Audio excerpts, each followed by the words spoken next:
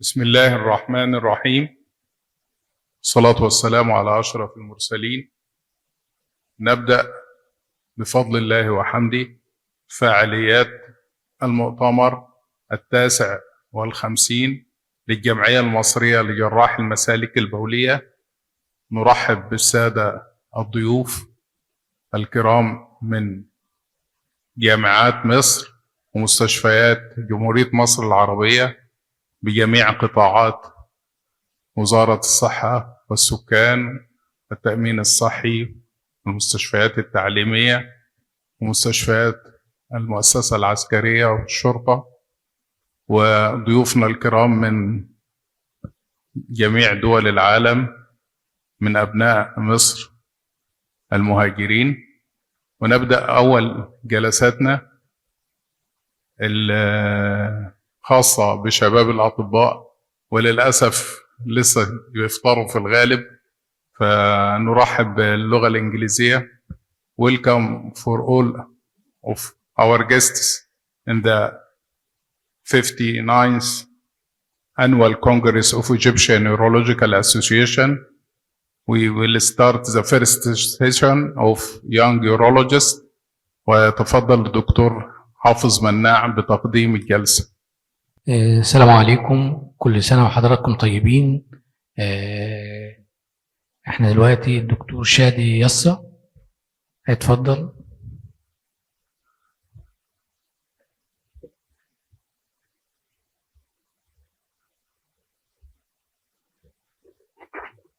صباح الخير. أنا الدكتور شادي هاني، نائب مسالك مستشفى الجو التخصصي. وأول حاجة بحب أشكر الجمعية دكتور حسن ودكتور شريف وباقي أساتذتي على الفرصة إن أنا أتكلم على التوبيك النهاردة. هو كلينيكال أوديتنج. هو توبيك يعني جديد شوية، إحنا مش متعودين إن إحنا نتكلم عنه في مصر، بس فرصة حلوة إن إحنا نتكلم عنه ونتعلم، وكمان نشير الإكسبيرينس بتاعتنا في الجو التخصصي على الأوديت عملناه في المستشفى. اوكي، في الاول دي الاكنولجمنتس، بعد كده دي الاجنده اللي احنا هنفولو ثرو في الثلث ساعه الجايه.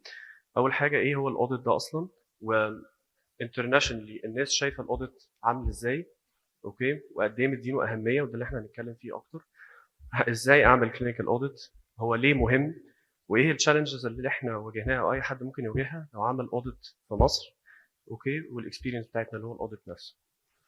اوكي، لو خدنا بالنا كل البلاد اللي ظاهره قصادنا دي هي بلاد بالنسبه لهم الاوديت مهم جدا في البروجرام بتاعهم وفي طريقتهم ان هم بيراقبوا فيها الدكاتره الصغيرين من بوزيشن لبوزيشن اعلى، انه لازم علشان تترقى وتجو ثرو الباث واي بتاعك لازم جزء اساسي منه انك انت تعمل كلينيكال اوديت. حتى لو خدنا بالنا كل الكبار في الطب، انجلترا، كندا، امريكا والاتحاد الاوروبي. كمان انا لسه حاطط السلايد دي امبارح، انا كنت بقرا امبارح انه كمان دول الخليج بقت بتهتم جدا بالاوديتنج، ان هم علشان يحطوا حد في منصب عليا بيبصوا كمان هو عامل اوديتس ولا لا. اوكي، فعلى سبيل المثال مثلا انجلترا طبعا اكتر بلد مشهوره ان هي تعمل اوديتنج، ولازم تعمل فيها اوديتنج عشان تبروسيد، يعني حتى عشان تكمبيت على تريننج جوبز اللي هي كل الناس بتحاول ان هي تسعى لها علشان تتمرن في مستشفيات انجليزيه في بروجرام محترم اخره تقدر تبقى كونسلتنت. من ضمن الحاجات المطلوبه بيطلب منك تشيك ليست. التشيك ليست دي حاجات انت لازم انت تعملها بنفسك علشان تحط نفسك في بوزيشن كومبيتيشن انك انت تقدر تاخد الوظيفه التدريبيه دي. فمن ضمن الحاجات زي ما احنا شايفين هاير كواليفيكيشن بتاعك ماجستير او دكتوراه، لو معاك ريسيرش اوديت ده اللي احنا بنتكلم عنه، برزنتيشنز، تيتشنج، خدت جوائز، اللوج بوك بتاعك، والليدرشيب وهكذا. بس اون سايد نوت كده، لو خدنا بالنا انه البوينتس هو كلهم على بعضهم الماكسيمم بوينتس تقدر تجيبها مثلا، دي التشيك ليست بتاعت السنه دي 78 نقطه. من ضمنهم الاوديتس الماكسيمم بوينتس تقدر تاخدها فيها 10 نقط، اما الريسيرش مثلا 9 نقط.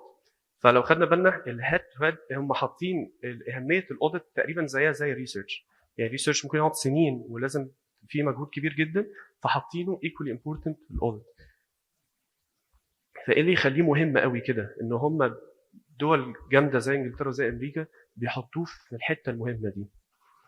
تعالوا نعرف الاول يعني ايه اوديت اصلا. في الاول الاوديت ده is the quality improvement process، انك انت الاوديت ده عن طريقه انت بتقيم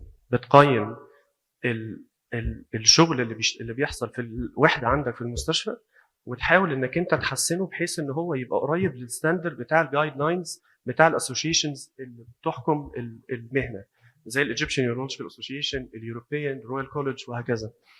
ف والموضوع ده علشان يتعمل لازم يتعمل بطريقه سيستماتيك. يعني مثلا انا عندنا مشكله، مثلا الاوديت ده ممكن يتعمل على اي حاجه. يعني مثلا احنا عندنا مثلا مشكله في الوحده ان احنا مثلا ما بنكتبش شيت العيان كويس مثلا.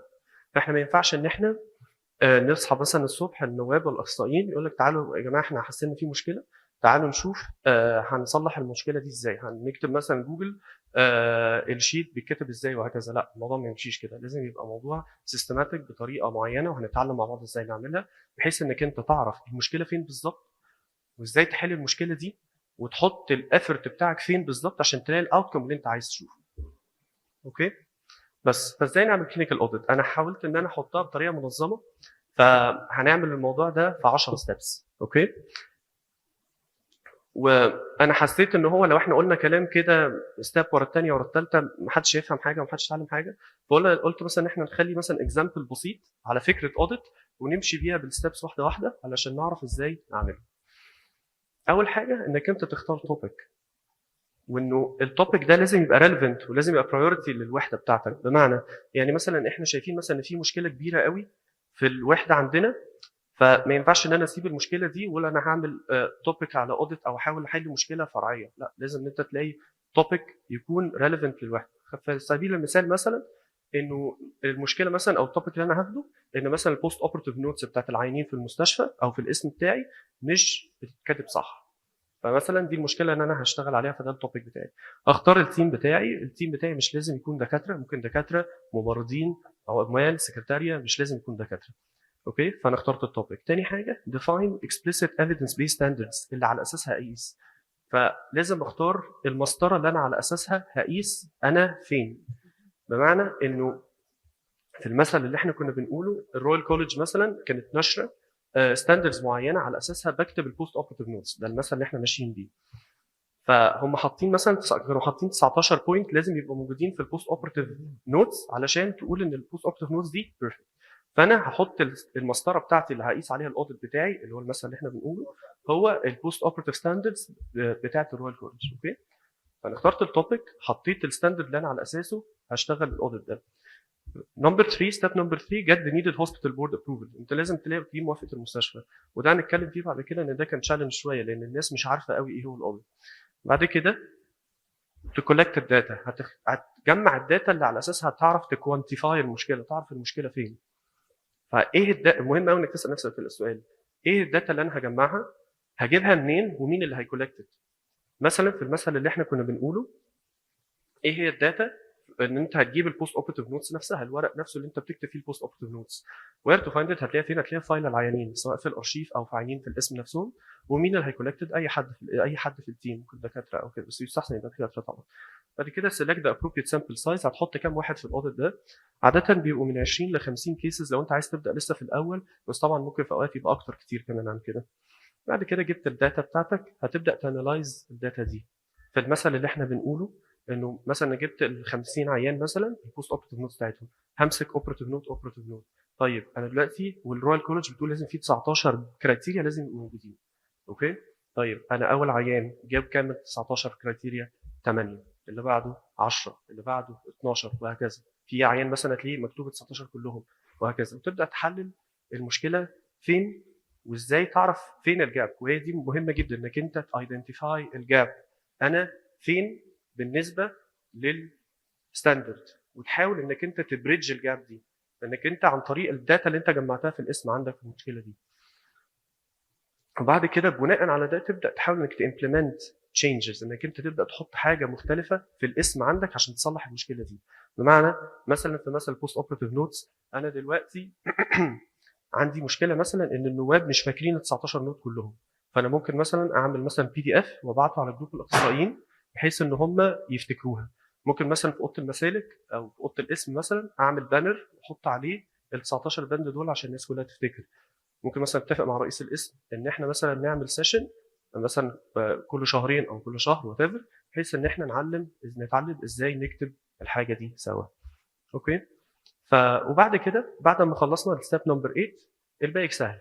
هتعيد بعد ما انت خلاص حطيت التشينج when you implemented التشينج، المفروض انك تتوقع ان الدنيا تتحسن، وان تبدا كل البوست اوبريتيف نوتس تبقى موحده وكل الناس تمشي عليها زي المسطره، زي المسطره اللي احنا قسنا عليها. فساعتها هتعيد السايكل تانية، هتعيد الاوديت تاني، بس هتستخدم نفس الميثودولوجي وتشوف هل الدنيا اتحسنت ولا ما اتحسنتش. لو اتحسنت حلو، بس اهم حاجه انك تخلي الموضوع سستينبل، بمعنى انك انت تحافظ على ده. مش معنى ان احنا خلاص عملنا اوديت والدنيا اتحسنت فخلاص بقى بعد ما المولد انفض يعني بالبلد زي ما بنقول خلاص كله يرجع زي ما كان، لا. ولو الدنيا ما اتحسنتش ساعتها تري اسيس تاني وتشوف المشكله كانت فين. وده دايجرام بيلخص الموضوع بيمشي ازاي بالظبط. في الاول تختار التوبيك، وبعد كده بتسيت الستاندرد، بعد كده بتكولكت الداتا، بعد كده بتانلايز الداتا، وبناء على الاناليسيس ده بتمبلمنت التشينج، وبعد كده تستنى شويه، وبعد كده علشان عقبال ما التشينج ده يبقى استابلشد في الوحده بتاعتك، وبعد كده تعمل ري اسسمنت وتشوف الدنيا مشيت وراحت فين. ايه هي اهميه الاوديت؟ يعني بالمنطق اهم حاجه ان العيان اول واحد هو اللي بيستفيد، دي اهم حاجه. تاني حاجه ان الكواليتي بتاعه السيرفيس اللي بتقدمها في المستشفى بتفضل ثابته، ما كانش بتتحسن. وهو ده هم ليه، وهو ده الفكره، هم ليه بره بيهتموا قوي بحته الاوديت دي؟ علشان مش عايزين الاوديت او مش عايزين الكواليتي في المستشفيات بتاعتهم تبقى ديبندنت على اشخاص. الاشخاص دول راحوا الكواليتي قلت، الاشخاص دول سبتوا الكواليتي موجوده.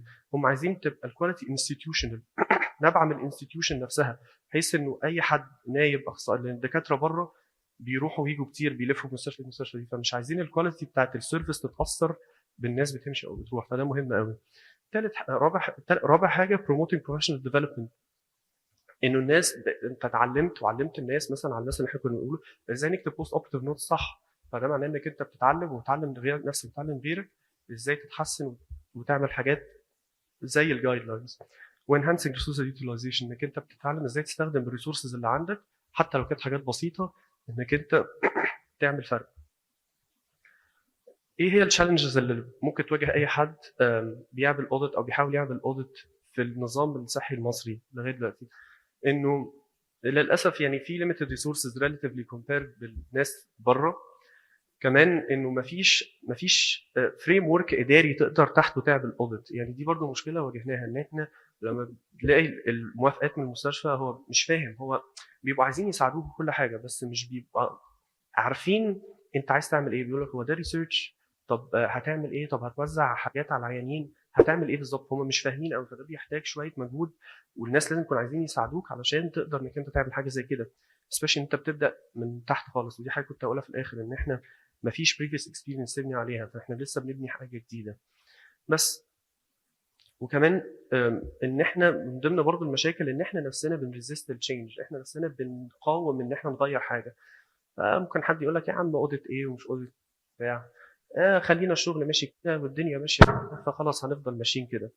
ففكره انه مفيش ويل قوي ان احنا نغير ونحسن، دي برضو تشالنج في حد ذاته هنا، في يعني في انك انت تابلاي اوديت هنا. كده احنا الاجنده اللي احنا ماشيين عليها خلصنا كل الحاجات دي، فاضل ان احنا نشرح الاوديت نفسه اللي احنا عملناه. الاوديت هو ده التوبيك بتاعه، هو يبان يعني طويل شويه بس هنشرحه واحده واحده. ان احنا الاوديت عملناه في مستشفى الجوي التخصصي. الفكره بتاعته بدات ازاي؟ انه خدنا بالنا انه المفروض المستشفى الجوي التخصصي في التجمع، فتعتبر منطقه التجمع منطقه تعتبر نسبيا راقيه سوشيو ايكونوميكلي، انه الناس البيشنتس اللي المستشفى بتخدمهم يعتبر مستواهم المادي والاجتماعي عالي.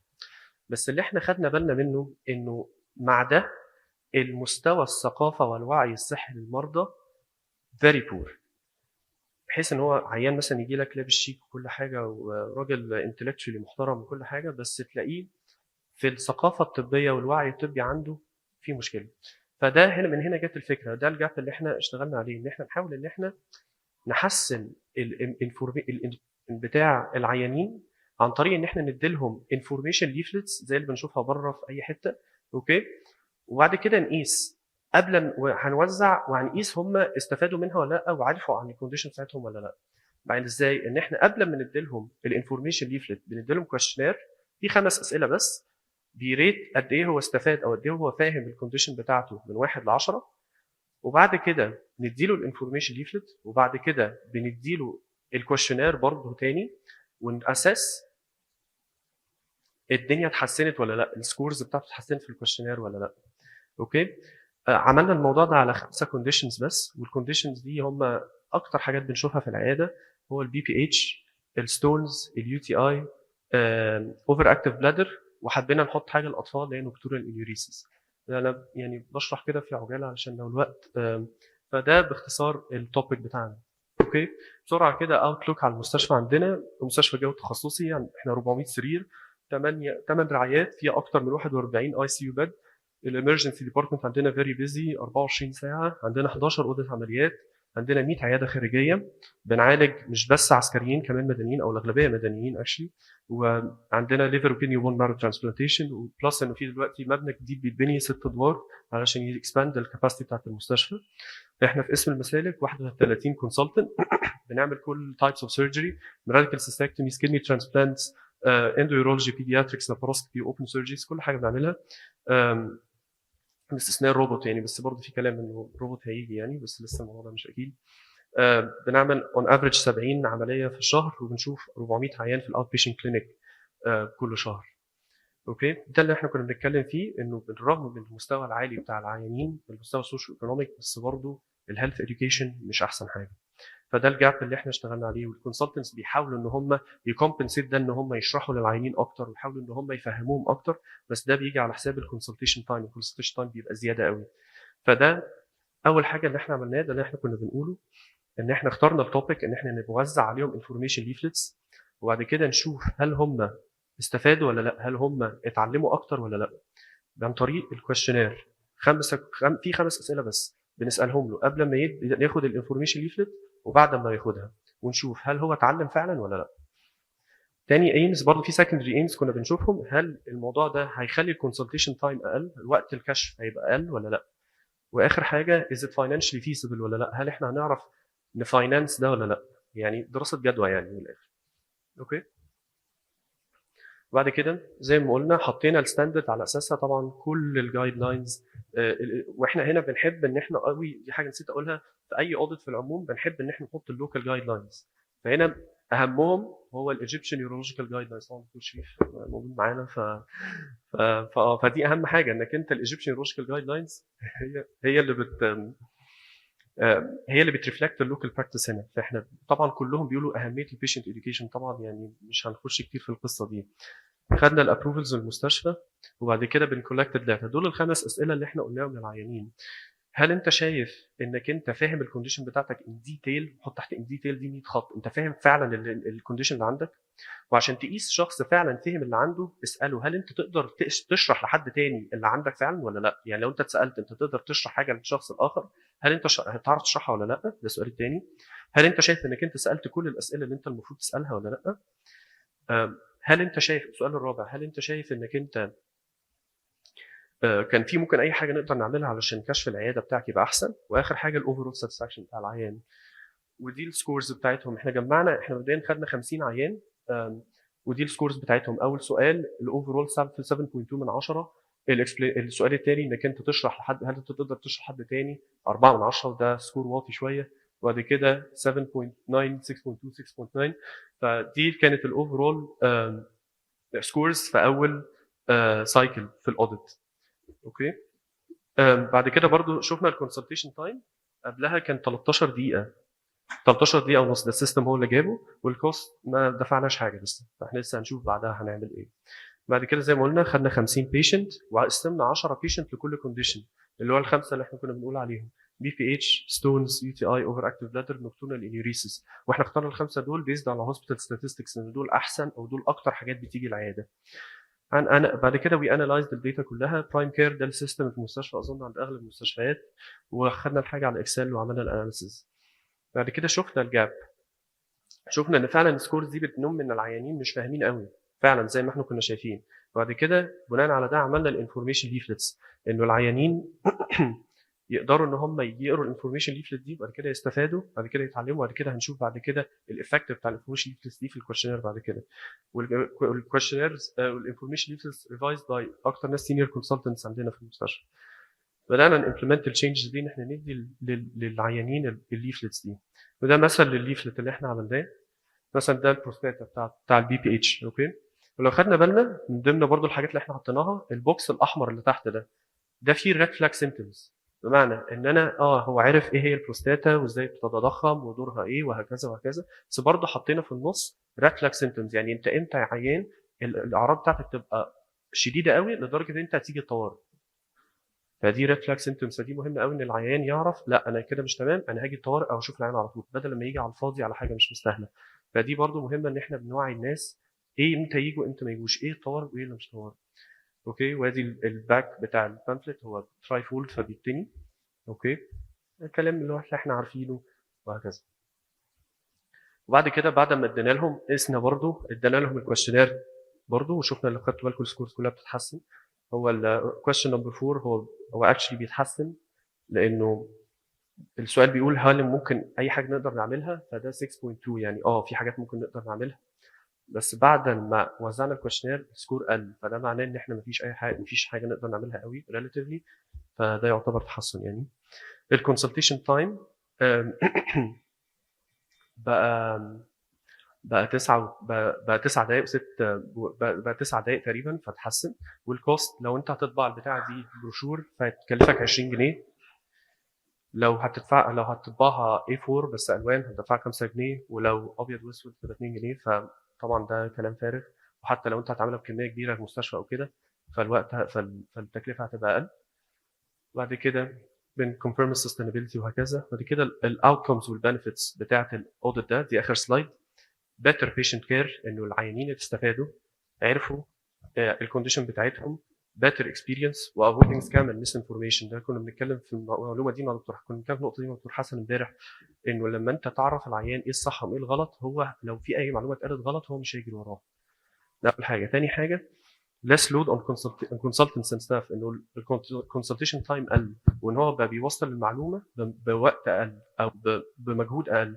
ثالث حاجه برضو كنت عايز اقولها، وهي medical legal problems medical legal benefit، انه لما ودي حاجه انا اتعلمتها من كونسلتنت انجليزي، كان بيقول لي واحنا كنا بنكونسنت العيانين في النوتس في الكونسنت فورم، بيكتب ان هو قال للعيان واداله الانفورميشن ليفلت، فده بالتالي العيان ده informally consented، ان هو ده اللي احنا كنا بنتكلم فيه في الموافقه المستنيره والقانون الاطباء اللي جاي جديد ده، انه فكره ان احنا لو احنا عملنا انفورميشن ليفلت على كل الكونديشنز المسالك، وعرفنا انكوربوريت ده مع الانفورميشن الكونسنت فورم، ساعتها الدنيا هتبقى احسن ميديكو ليجلي، مينيمال كوست، الكوست قليله، ريبروديوسبل اقدر اعملها في كله. واخر حاجه انه احنا برضو في بلان ان احنا نعمل ويب سايت، الويب سايت ده نحط فيه كل الانفورميشن ليفلتس، ونحط فيها كل الانفورميشن ليفلتس على كل الكونديشنز اللي في المسالك، عشان مش بس احنا كمان نستفاد، كمان كل الناس يستفادوا من تجربه القضاء بتاعتنا. Thank you.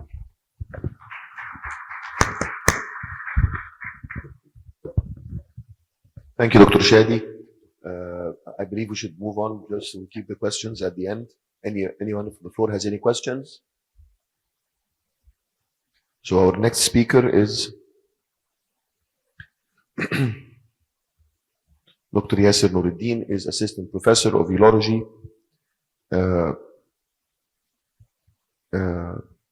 CV جميل ومشرف.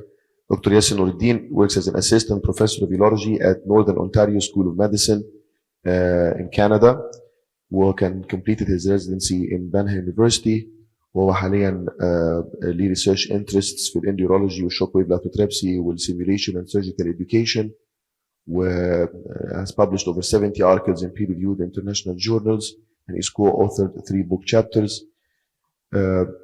Dr. Nuruddin also serves as the editorial board member of the World Journal of Urology and as a reviewer of 25 peer-reviewed international journals. It's an honor having Dr. Nuruddin as our speaker in the very first session of the Egyptian Urology Association meeting. تفضل دكتور ياسر. تفضل. صباح الخير عليكم جميعا. Thank you, Dr. Radi, for this nice introduction. And actually, like I'm very pleased to be here among my professors and colleagues. I'm originally professor of urology at Banham University. That gives me like huge pleasure. I'm currently practicing in Ontario, in Canada, at Northern Ontario School of Medicine. I came all the way down to here actually trying to benefit our young faculty. I'm just gonna, during this presentation, I'm gonna give the information that I would have liked somebody to tell me when I started my career. So it's gonna be some sort of personal experience in addition to some, academic data. So that's the hospital that I work. It's called Sioux Area Hospital. It's actually in a small city called Sault Ste. Marie. That's the nice city of Sault Ste. Marie. It's at the border between Michigan. So we have Sault Ste. Marie, Michigan, and Sault Ste. Marie, Ontario. And that's how it looked during the summer. It looked very nice, but that's actually how it looks during the winter. So we have tough winters actually, and you can imagine from the other picture how high would be the snow on both sides of the roads when you drive. I have no conflict of interest related to this lecture. So the objectives of my lecture is like what early career is, and then I'm going to speak about what are the competences required during the early career, and what are the approaches in order to acquire these competences. And finally, I'm going to speak about work-life balance. So early career actually is basically defined as the first 7 years after completing training. So for example, if we have a resident or our residents, after finishing the residency training, the first 7 years, that's called the early career. This period is the period actually that you're gonna try to build yourself, try to build your academic reputation, try to start your independent clinical practice. And you need to consolidate your independent clinical skills with safe clinical practice. And you need to explore potential career paths. You're going to do academic, you're going to do private, you're going to do community, you're going to do military, whatever. And then you need to acquire communication and leadership skills, which is going to be the next level after clinical training. And eventually, you need to establish what's called professional identity. And I'm going to speak about this later on. So what are the required competencies in order to start your early career? First, the clinical proficiency. So it's here, proficiency is a keyword. You learned the clinical competencies during your training. But now, after starting your independent clinical practice, you need to be proficient. You need to perform things in a safely manner, and it needs to be evidence-based. So clinical proficiency, you need to acquire research and academic skills, and eventually you need to have leadership and communication skills, and you need to cover all of this again with ethical and professional behavior, because that's what's gonna make you survive, what's gonna make you keep your professional identity in the future. So in terms of the clinical proficiency, you need to go to higher level, which is mastery of common procedures. And you need to acquire progressive responsibility about what you're doing. You need to focus on safety outcomes, and all of your practice needs to be evidence-based. I really thank the Egyptian Urologists Association, Dr. Murad. Now, I think we have Egyptian Urological Association guidelines right now. So this is going to be the basis for what's called evidence-based practice in Egypt. Research and academic skills.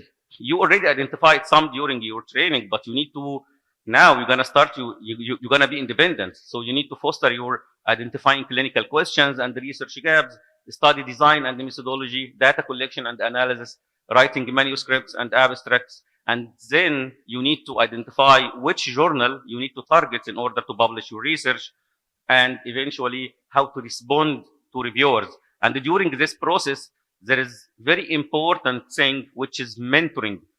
You need, during your clinical and research practice, you need to have a mentor. And I'm going to speak about the value of having a mentor later on, okay? Because having a mentorship, it's going to improve your efficiency and improve your quality. In terms of the leadership and the communication skills, You need to identify how to lead multidisciplinary teams, because now like nobody is working alone. You know, we all work in multidisciplinary teams. So you need to identify how to lead multidisciplinary teams, how to solve the conflicts within the team, you know, and how to do team management, and how to delegate the authority and to who, because you need to identify accountable people in order to delegate your authority, and eventually you need to do strategic planning and goal setting. In terms of the ethical and the professional behavior, core ethical principles, you need to identify this. You need to identify, like you identified how to do, for example, consent and confidentiality when you are resident. But when you do this as principal investigator or as a team leader, you need to, you know, secure that this is done or always being done correctly. And you need to actually continue having ethics workshops and mentorship. So what are the approaches in order to obtain all of the previous things, you know? So I summarized these in these items. So first of all, funding. You need to, for example, in order to do research, you need to have funding, okay?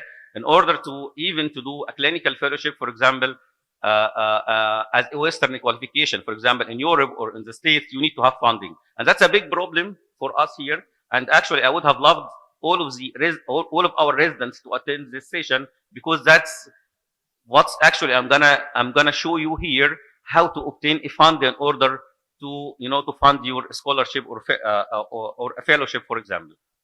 Second, it's about the fellowship. You need to have a fellowship trained. I did not identify the importance of having fellowship trained until I got outside. You know, we need to understand here that master and MD degrees are considered academic degrees, you know, in the Western countries. Here we consider, like, you know, if you go outside, for example, you know, and say, I have a PhD, okay? PhD is considered something that you had something academic. It doesn't mean that, for example, you had a board qualification.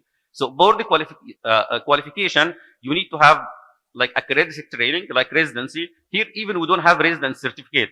Like when you start a fellowship over there, or when you start a career outside of Egypt, you know, fellowship training is something very, very important and even very prestigious for you in order to secure early career. So I'm going to speak about this, speak about the importance of mentoring, speak about patenting. You know, like if you have an idea, like do you keep this idea inside? So as long as the idea didn't come from here on paper and did not get patented, you know, nobody will benefit from this idea. So we're going to speak about this.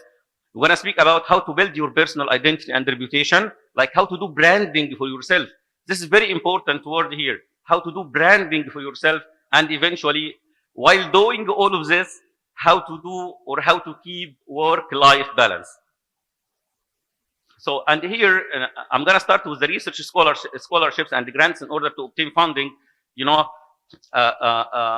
during this part of the lecture, I'm going to just give my personal experience. And I guess I have like a vast experience in applying for research grants and scholarships. I summarized almost all of the grants and scholarships that are offered by the American Urological Association, European Association of Urology, Indian Urology Society, SIU, and CUA, in order for us, you know, to identify what are the available scholarships that I can apply for. So unfortunately, not all of these scholarships are available for international applicants, and it's only limited scholarships that are offered for international applicants, and I'm gonna show you what are these and how to apply for it.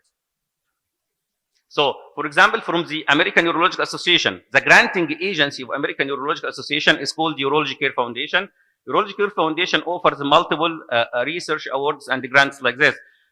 Most important here is the Research Scholar Award. It's called the Urology Care Foundation Research Scholar Award. That's the only one that's offered for international applicants.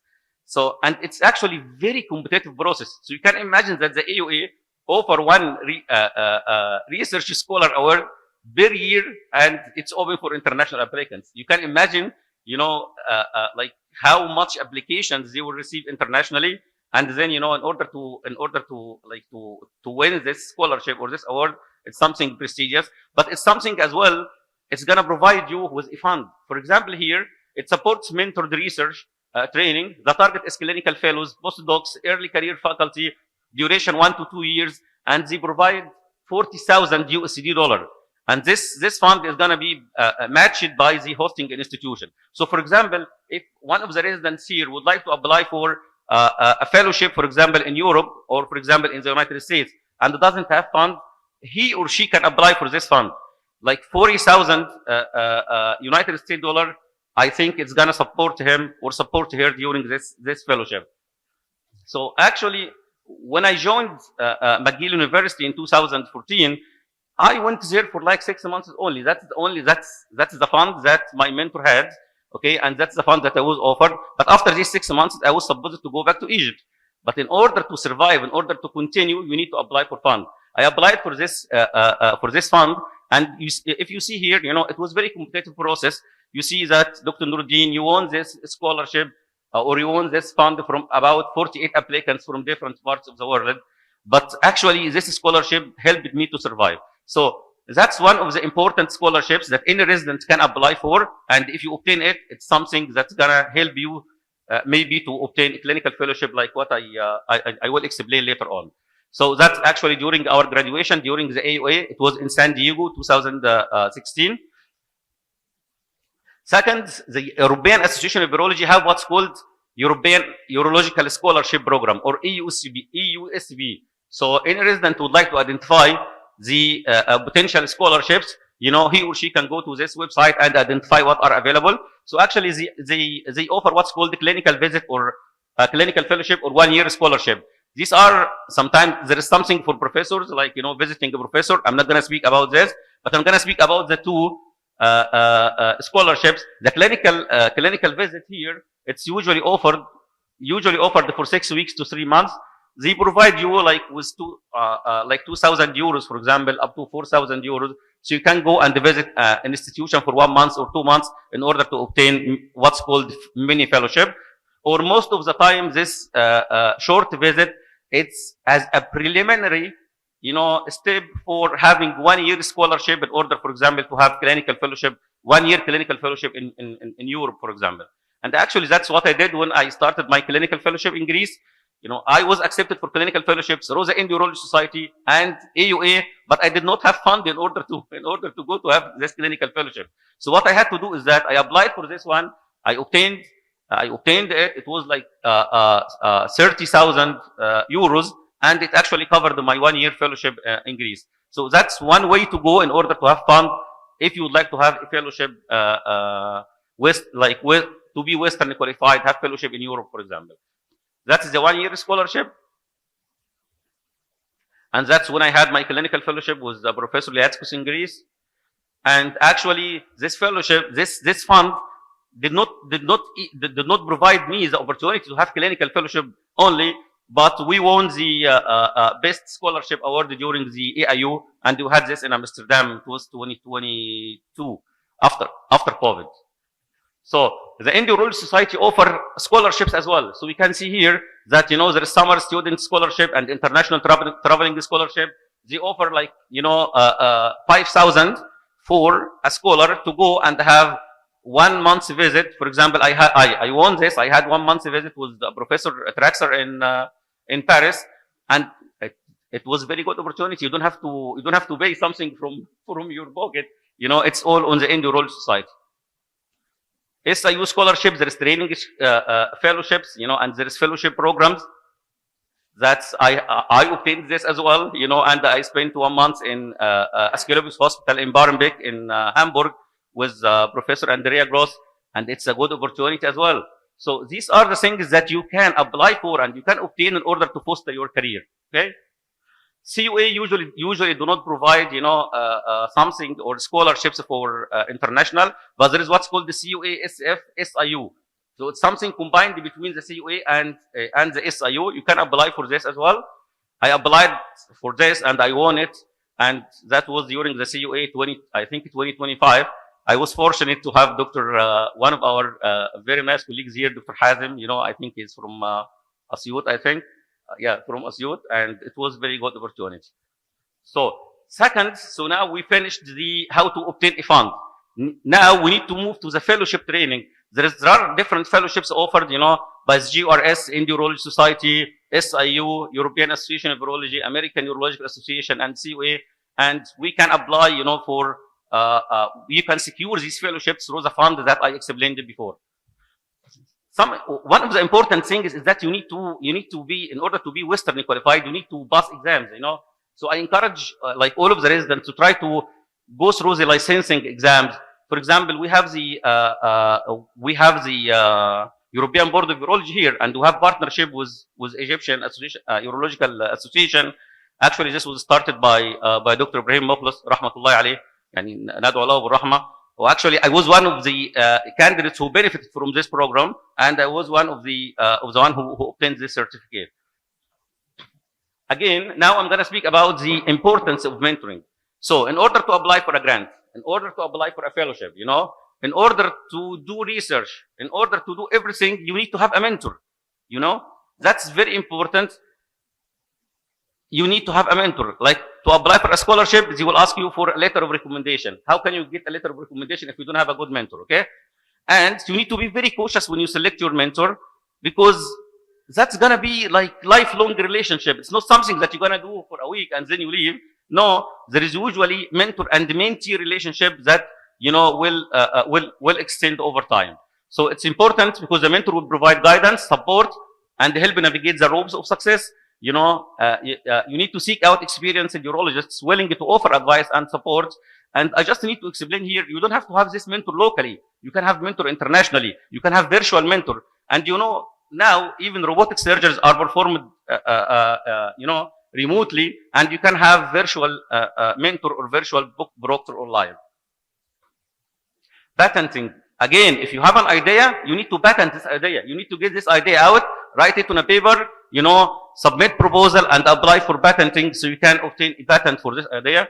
Actually, I had this very nice idea for a long time. There was no modifications for urethral catheters, so we came up with a catheter which has nano sensors to measure pressure and to early detect the infection. And after 4 years of work, we recently had this patent from the Saudi Authority for Intellectual Property. So it's important, if you have idea, you need to apply for a patent to patent this idea. Next, how to build your personal identity and reputation. How to do branding for yourself. That's very important. So to have a fellowship, you have a clinical fellowship. In order to be distinguished in, at least one procedure, you need to be well known with this procedure. You do a research in subspecialty or certain topic to be well known on this. And then that's how to get specialization. But then after you get super specialized, you need to have visibility. How to have visibility? You need to go conferences like this. If you go a conference, present your work. That's how you get visible. You can have visibility virtual, actually, through the social media, through Facebook, through X, LinkedIn, we have YouTube, we have Instagram, and you need to create some sort of collaboration. You need to have partners, from different hospitals, for example, in Egypt, from different institutions, outside Egypt. That's how you create what's called partnerships or collaborations. And during all of this, as I mentioned before, you need to adopt professionalism during all of this, because without being a professional, you're not going to survive. That's very important topic. So I'm actually going to give some examples of, young urologists here in Egypt who went through this process, and we all know them right now as they were able to brand themselves. For example, Dr. Shal, he's a very good friend. He had fellowship at McGill University, and then he came back here. He created the Urology, Mansoura Urology Academy. He's doing reach out, now doing different courses internationally. Some people will come from outside to learn here, Holib, for example. So that's a very good example of young urologist or early career urologist, who did something and did branding for himself. For example, Dr. Muhammad Kamal, he's from Al-Mulufiyya University. He had the SIU fellowship for 6 months. He went to Mansoura, he learned at Holib, and then he came back. Now he's like a brand in bipolar, like bipolar Holib. Okay, Dr. Muhammad Nafa, he's one of the very nice candidates. He went to have GRS fellowship with Kulkarni, and then he came back. He's now doing monthly workshops and disseminating the knowledge in Egypt. Dr. Wali Mahfouz, he had He had a fellowship at McGill in female urology, and now he's one of the figures in Egypt in this. I do think that these are very good examples to our young residents in order, to identify how to start an early career. What's this? Okay. I'm almost done. So that's the last slide. During all of this, as I mentioned before, you need to create work-life balance. Don't forget yourself. Don't forget that you have a family. Don't forget that you have friends. Don't forget that you have yourself. So إن لبدنك عليك حق ولزوجك عليك حق يعني and go on. Okay. Why it's not moving? Thank you so much. Thank you, Dr. Yasser, for this comprehensive lecture about future of our young urologists. Now, we ask Dr. Ahmed Abu Zaid to present his talk about Optilome for recurrent urethral stricture. تفضل Dr. Ahmed. Thank you.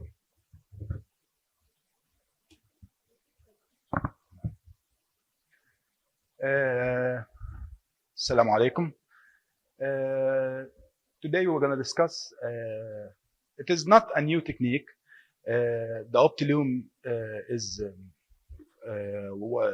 has taken the FDA approval since 2021, but it is new in Egypt here. So it is a discussion about the Optilome and the first case to be done in Egypt here.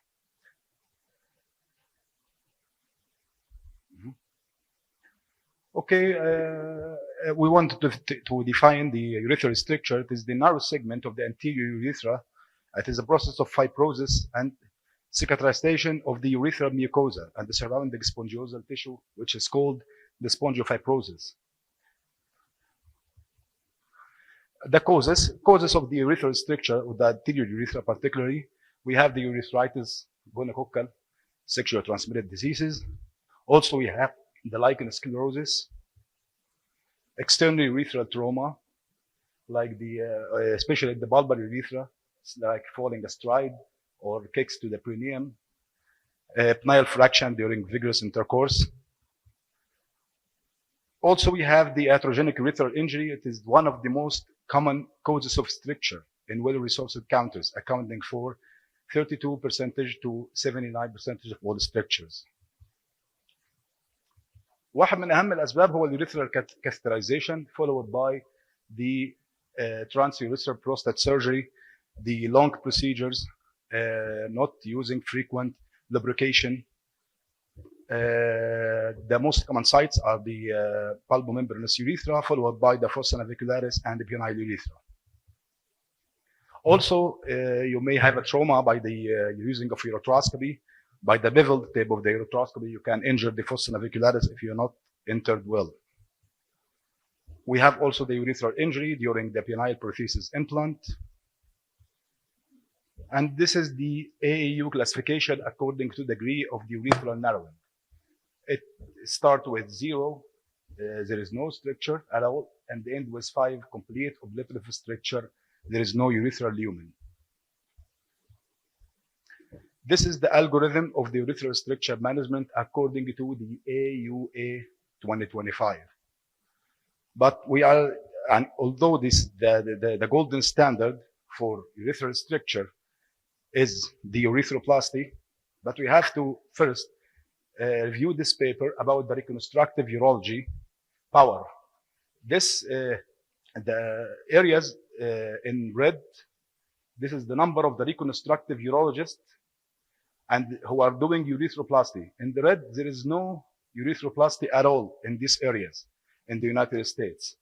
While in the yellow one, only 1 to 4% of urethroplasties are done in these areas. So we have a deficiency in the reconstructive urologists who are doing urethroplasty all around, not only in Egypt. Also, we have to review this paper from the urology annals. The most common procedure used to manage the urethral stricture were visual urethrotomy في 82% وcystoscopy and dilatation في 62%. everyone is trying to avoid the urethroplasty as much as he can. The urethroplasty, the surgery, is the golden standard for management of the urethral stricture. But we have certain circumstances that we tend to use the minimally invasive techniques. Due to the shortage in the number of the urethroplasty surgeon and the complexity of such cases, most of the surgeons tend to use the minimally invasive techniques for management of the urethral stricture disease, either to lack of referral centers or the patient is unfit. يعني ممكن يكون ما عنديش جراحين في المنطقه بتاعتي اللي هي موجود فيها التريتوري اللي انا موجود فيها بيشتغلوا يوريثروبلاستي، او ان المريض نفسه هي از unfit for urethroplasty. فساعات انا بلجا ان انا استخدم حاجه minimally invasive او حاجه اقل burden على العيان نفسه. What is the suitable solution؟ لما انا خلاص انا قررت ان انا اعمل حاجه minimally invasive للبيشنت، ايه هو السيوتبل سوليوشن بتاعي اللي انا اقدر اعمله؟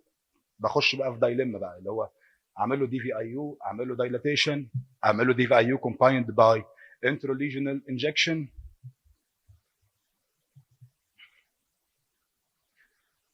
فهي دي الاندسكوبيك دايلما. تمام؟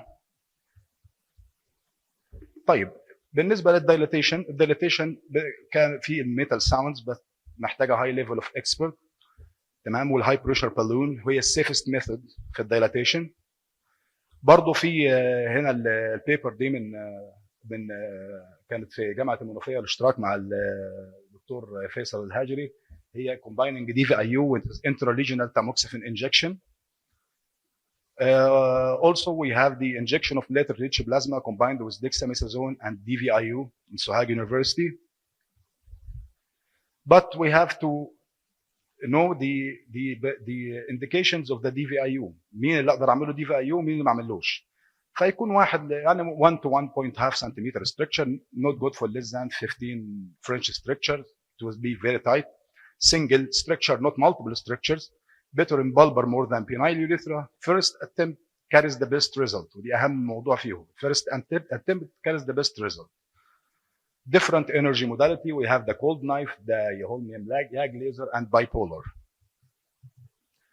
But also, although it is so simple technique, but carries a lot of complications, like the recurrence, which is the most common, and you may have an erectile dysfunction.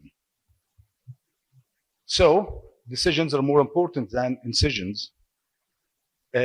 So I have to decide who is the candidate for minimally invasive technique. Today الاوبتيليوم هو الفكره كلها ان انا بحاول ابريك السايكل نفسها. انا بعمل دي في اي يو للعيان او بعمل له انتراليجنال انجكشن او مش بعمل له، لكن بيحصل تاني ريكرنس بعد فتره قصيره او طويله. فهي عباره عن دايليتيشن، بيحصل تيشو جروث، هيلينج باي فايبروزس، فيحصل ريستركتشر اجين، فري تريتمنت اجين. احنا هنا بنتكلم على الاوبتيليوم نوت ذا يورولوم، ده عشان بس تشابه الاسماء. اليورولوم ده كان تكنيك زمان قديم موجود، بطلوا وتوقفت استخدامه خالص من 2013 لان عمل سيفير كومبليكيشنز زي ما حضراتكم شايفين. الاوبتيليوم ده الموضوع بتاعنا النهارده فور ريكارنت urethral structure.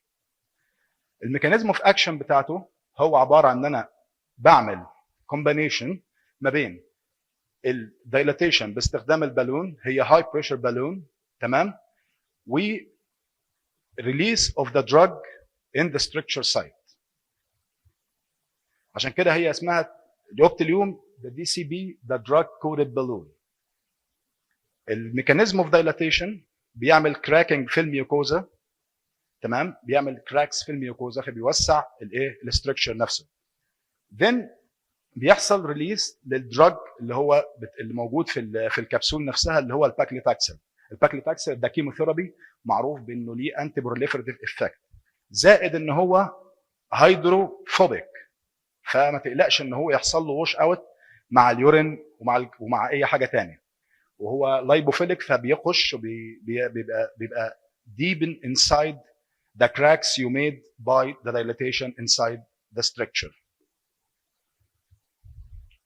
دي robust study اتعملت على 127 patients enrolled in 22 sites in the United States and Canada. لقوا في significant improvement in the IPSS, average Qmax, and the BVR were maintained at 2 years. And there is the most important thing is that freedom from repeated intervention. It was significantly higher with the Optilume لأنه كان هو بيعمل مقارنة ما بين الأوبتيلوم نفسه وما بين الدايلاتيشن العادي والايه والدي في اي يو. السبيسيفيكيشن بتاعت البالون نفسها، البالون اليومن في 18 فرنش، 24 فرنش، 30 فرنش and 36 فرنش. fully inflated balloon length 3 cm for treating structure less than 2 cm, 5 cm for structures less than 3 cm. جايد واير compatibility مع اي جايد وايرز موجوده معانا. Single use, you cannot use it again because it will lose the effect of the release of the drug. Latex free. Inflation device provided بيجي مع الباكت نفسها. For use with rigid or flexible cystoscopy can be used with fluoroscopy imaging or direct visualization. I have the honor to attend and assist in this case with Professor Sharif Murad. This was the first case to be done here in Egypt with Optilume. He is a 55-year-old gentleman presented with weak stream and post-micturition dribbling along with recurrent UTI. Ascending urethrophy shows stricture at the bulbar urethra about 2 centimeters. There is a history of previous DVIU 1 year before the operation. Here we have a video presentation about the operation. We do the diagnostic urethropy. We stop at the structure site. Then we put a guide wire. This is the setting of the Optilume. This is the Optilume device. You have to handle with care.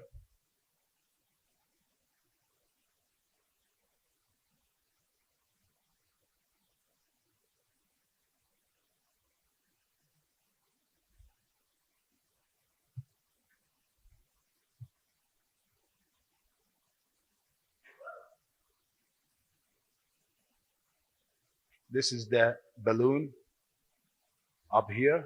Avoid to touch it or rub it or even lubricating it.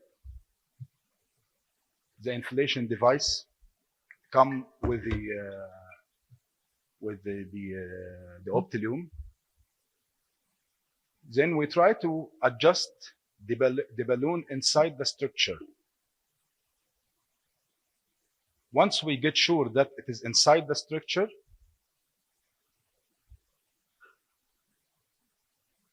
we begin to inflate the balloon. We have to inflate it and to reach the pressure with the pump to 10.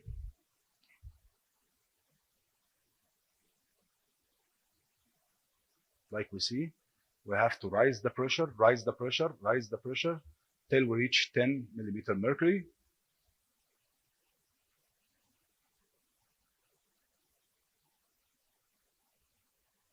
And we leave the balloon inflated for 5 to 7 minutes.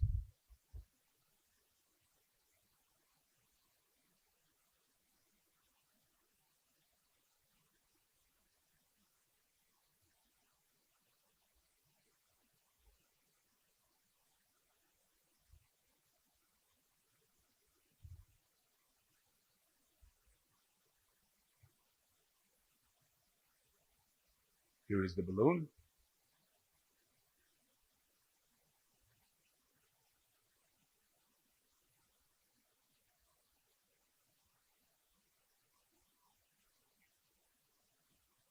So you see that the inflation make a dilatation of the structure. Then immediately after complete inflation, the paclitaxel start to be released inside the structure site.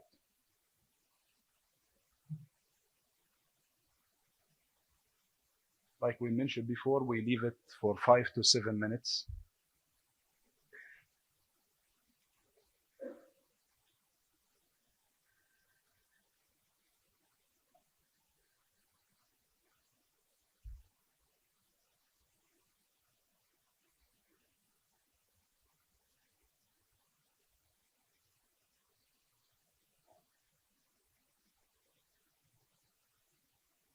you can remove the catheter after 1 week.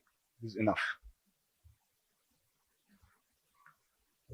Some important precautions before you use. Try to minimize handling the balloon. Do not touch the balloon. It's very sensitive. You may disrupt the drug coating it. Avoid webbing or lubricating it. Do not perform retrograde urethrophy immediately post-operative or intraoperative, because it may wash out, because of the dye, it may wash out the effect of the paclitaxel. There is a study stated that you have to examine your patient well, because if he is sexually active and he desires for fertility, you have to ensure that it does not have any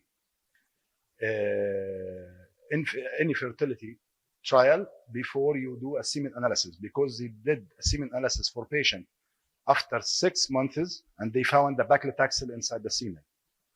So you have to ensure that your patient do a semen analysis if he desire any fertility after Optilium. That's all. Thank you.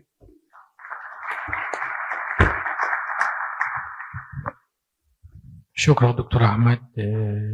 Any question from the floor?